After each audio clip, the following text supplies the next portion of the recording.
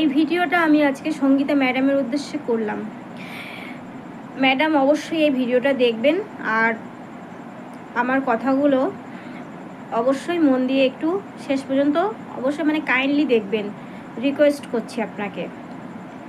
তো আমার ভিডিও করার ক্ষমতা বা কথা বলার ধরন হয়তো একটু জড়তা আছে, তো প্লিজ একটু মানিয়ে নেবেন। কথাগুলো আমি যে কারণে বলার জন্য চলে এসেছি আজকে ভিডিওতে, আমি অনেক দিনই কন্ট্রোভার্সি ভিডিও ছেড়ে দিয়েছি, তবুও আমি এই লাইন থেকে পুরোপুরি যেতে পারিনি। কারণ আমি প্রচণ্ডভাবে এই যে সোশ্যাল মিডিয়াতে এখন যে ঘটনাগুলো ঘটছে ঝিমি আর রিতমের, এই বিষয়টার মধ্যে আমি পুরো একদম কি বলবো, পুরোপুরি ইনভলভ হয়ে গেছি, ঢুকে গেছি আর কি, ওদের মধ্যে ঢুকে গেছি। প্রতিদিনের আপডেট না দিলে যেন আমার খাওয়া ঘুম হয় না, না নিলে আমার খাওয়া ঘুম হয় না, এইরকমই একটা বিষয়। তো প্রতিদিন আমি ওদের মোটামুটি আপডেটটা আমি নিচ্ছি, ঘন ঘন আর কি। এই মাত্র ভাবছি যে হয়তো ঝিমির কিছু হয়ে গেল, এই মাত্র ঝিমির মনে হয় কিছু হয়ে গেল, এই কারণেই আর কি। তো ওদের সুখের সময়ে আমি কিন্তু হাসি, আর ওদের দুঃখের সময় কিন্তু আমার ভীষণ কষ্ট হয়, যেন ওদের সাথে আমি ওতপ্রোতভাবে জড়িয়ে গেছি। তো সেখান থেকেই আমার বিষয়গুলো আমি দিনের পর দিন লক্ষ্য করছি, তো তাই ভাবছি কিছু বলা আমার দরকার। কারণ যেটা হচ্ছে সেটা ঠিক নেওয়া যাচ্ছে না। বিশেষ করে আমি যে কারণে এখানে এসেছি ভিডিওটা করতে আজকে, সেটা হচ্ছে এই ফাসানি নামক মেয়েটার জন্য।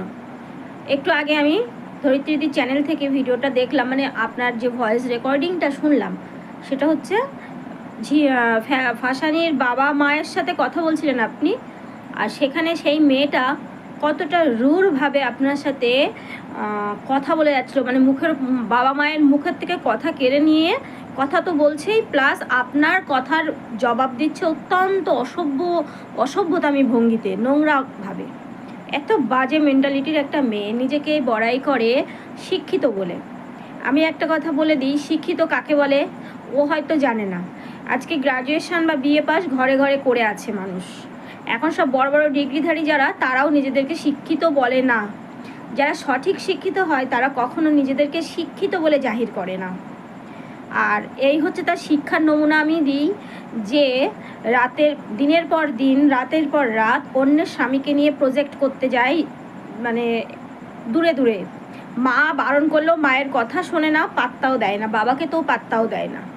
মা অনেক কান্নাকাটি করে সোশ্যাল মিডিয়ায়, এমনকি মাকেও এই যে পাঁঠার সাথে যায় প্রজেক্ট করতে, তার কাছ থেকেও অনেক গালাগালিও শুনিয়ে নেয়।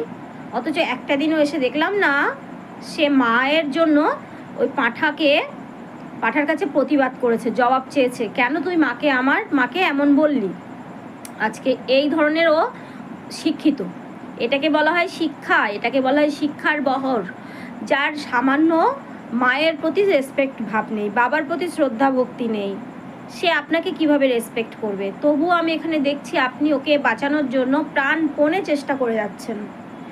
ম্যাডাম, আমি আপনাকে একটা কথা বলবো, এই মেয়েটা, যে মেয়েটার জন্য সরল সাদাসিধা ঝিমির সংসারে আগুন জ্বলছে, ঝিমিকে দেখিয়ে এই মেয়েটা শর্ট ড্রেস পরে নানা রকম আজে বাজে রিলস করছে, যে মেয়েটা ঝিমিকে জ্বালানোর জন্য পুচু পুচু বলে যে ছোট রিলসগুলো করছে, এমনকি এই যে লাইভটাতে বসে তার ভাব দেখে মনে হয় তার কিছু যায় আসে না, অথচ ঝিমিকে এক নাগারে জ্বালিয়ে গেছে, যেটা আমরা ভিউয়ার্স সবাই লক্ষ্য করেছি।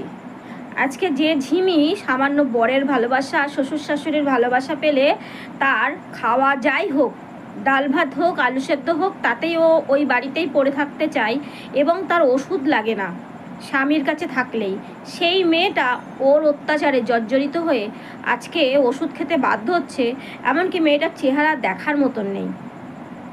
তাই বলবো ম্যাডাম, ওই মেয়েটার শাস্তি চাই। ওই মেয়েটা আপনার সাথে যে রূঢ়ভাবে কথা বলেছে, কেন আপনি ওর ওপরে দয়া দেখাচ্ছেন আমি বুঝতে পারছি না। ওই মেয়েটাকে ক্ষমা করলে দুনিয়ায় কিন্তু ওর মতন যারা অন্যায় করে তারা সাহস পেয়ে যাবে। ওকে শাস্তি দিলে আমার মনে হয় ওর মতন নোংরা অসভ্য যারা ইতরামি করে বেড়ায়, ওর মতন যারা কোনো গুরুজনদের রেসপেক্ট দিতে পারে না, তারা অন্তত ভয় পাবে, তারা হয়তো নিজেকে চেঞ্জ করবে।